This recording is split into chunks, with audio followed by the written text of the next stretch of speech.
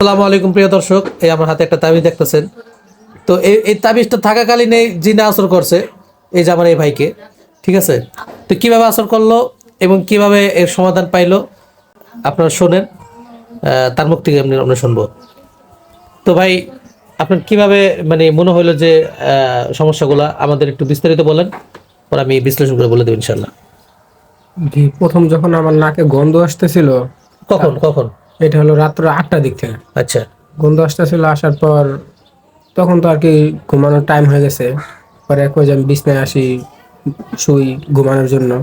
কিন্তু তখন হালকা একটু ব্যথা আমি অনুভব করতে পারি। মানে প- কোথায়, পুরো শরীরে নাকি? জি, বুকের মাঝখানে। বুকের মাঝখানে? আচ্ছা। বুকের মাঝখানে তার পরবর্তীতে আমি যখন টয়লেটে যাই, টয়লেট থেকে আসি, আসার পরে আমার মানে টয়লেট থেকে আসার 1 মিনিটও হয় নাই, আমার বুকে আর পিঠে দুটো সাইডে এমনভাবে চাপ দিয়ে ধরছে ব্যথায় যে আমি দাঁড়ায় থাকতে পারতেছি না, শুইতেও পারতেছি না, বইতেও পারতেছি না, মানে কোনোভাবে আমার শান্তি লাগতেছে না, ভালো লাগতেছে না।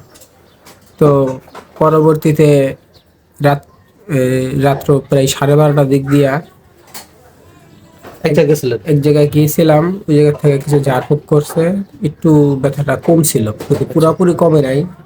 তারপর আর কি সকালবেলা আমার এই বাইরে ফোন দেই, ফোন দেওয়ার পর ভাই আসে, এসে আমাকে পানি পড়া দেয় আর তেল পড়া দেয়। তো পানি পড়া খাওয়ার পর ব্যথাটা কিছু কমছে, আর যখন তেল পড়া শরীরে দেওয়া হয়েছে তখন আর কি পুরোপুরি ব্যথা কমে গেছে। তো যাই হোক, আসলে এটা দেওয়ার উদ্দেশ্য হলো যে অনেক সময় অনেকে ব্যথার জন্য কিংবা অন্যান্য সমস্যার জন্য অনেক চিকিৎসা করেন, কোনো কোনো রোগ ধরা পড়ে না। ঠিক আছে, সব রোগের যে ঔষধ যে ডাক্তার কাছে আছে এমন এমন না। কিছু রোগের ওষুধ মনে করেন যে এটা আসলে জিন মানে জিনগত সমস্যা হইতে পারে, জিনের সমস্যা হইতে পারে। ঠিক আছে, যারা জিন বিশ্বাস করেন না, আমাদের বিশ্লেষণ করলে বিশ্বাস করবেন, অবশ্যই বিশ্বাস করতে পারবেন। আর এটা কোরআনে যেহেতু প্রমাণিত, বিশ্বাস করতে হবে, আর না ইমান থাকবে না। ঠিক আছে, তো যাই হোক, ভাইয়ের মনে করেন যে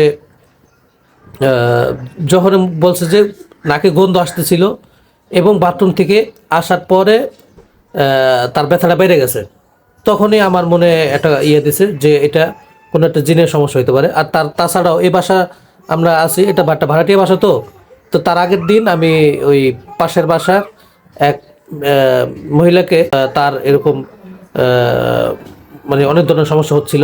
ঠিক আছে, তার আর বেশি সমস্যা হচ্ছিল। তো তখন মানে এরকম একটা পরিস্থিতি, মানে ফুলে গেছে গা একবার পুরা। ঠিক আছে, ওইটার জিনের সমস্যা ছিল। পরে তারা ফুটো দিয়ে দিছি, জ্বালাই দিছি, তেল পড়া দিছি।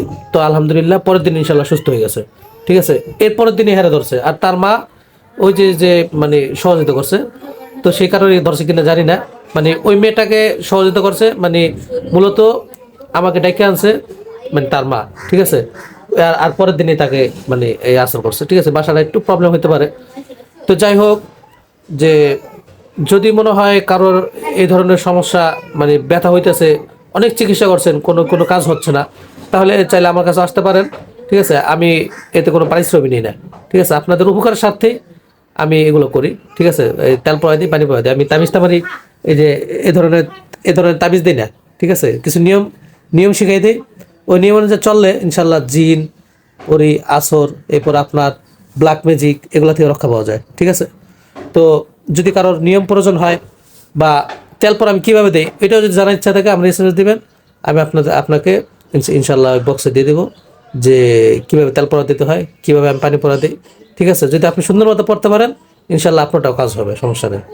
ঠিক আছে, কারণ আমি মানুষের এগুলো করি একমাত্র উপকারের স্বার্থে, আর কোনো লোভে না। ঠিক আছে, তো জিনগত সমস্যা থাকলে ইনশাল্লাহ ওই জিনের কাজও করি। ঠিক আছে, সেক্ষেত্রে যদি তার মানে ভালোভাবে ধরে বসে, জিনে যদি আপনাকে ভালোভাবে আক্রমণ করে, তাহলে সেক্ষেত্রে এটা দ্রুত সারানো যায় না, সারানোটা কঠিন হয়ে যায়, ধীরে ধীরে সারাইতে হয়।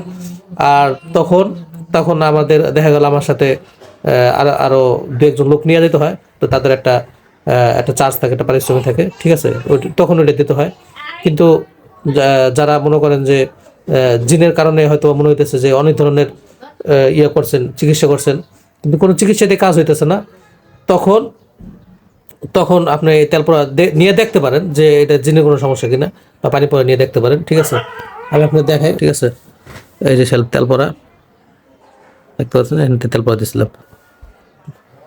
তো যাই হোক, প্রথমে আমি পানি পড়া দিয়েছিলাম, যদি মানে জিনের আসর থাকে তো পানি পড়া খাওয়ার সাথে সাথে ওইটা মানে উনি মাথা গুলে পড়ে যায় আর কি, যদি নগদ জিনের আসর থাকে, এটা প্রমাণিত।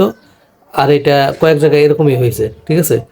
আর কারো কারো ক্ষেত্রে তেল পোড়া দেওয়ার পরে মানে এই যে যেমন শরীরে ব্যথা হয়ে যায়, এরপরে আপনার পুরো জ্বালা পোড়া করে, ঠিক আছে, তখন এই এই সিমটমগুলা এটা তেল পোড়া দিলে আস্তে আস্তে চলে যায়।